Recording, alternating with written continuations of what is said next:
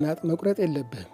እንደ ጃፓን፣ ፊሊፒንስ፣ ህንድ ባሉ ሩቅ ምስራቅ አገሮች ከትውልድ ትውልድ የተላለፈ ፀጉራቸውና ጥፍራቸውን የማይቆረጡባቸው ቀናትና ጊዜያት አሉ።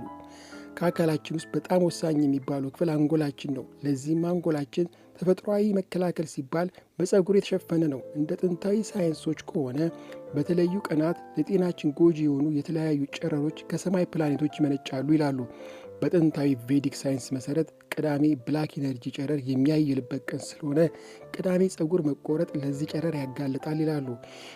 የነገሮች ዑደትና በመንፈሳዊ ኢነርጂ ባላንስ መሰረት ከሰውነታችን በመቆረጥ የሚለዩ እንደ ጥፍርና ፀጉር ያሉ የመሰሉ ነገሮች ቅዳሜ ብላክ ኢነርጂ የሚያይልበት ቀን ስለሆነ በዚህ ቀን ሲቆረጡ የተቆረጠው አካል ላይ ብላክ ኢነርጂ ይከማቻል። የተቆረጠው ጥፍርና ፀጉር ክፉ መንፈስ ይገባል የሚል አስተምሮ አለ።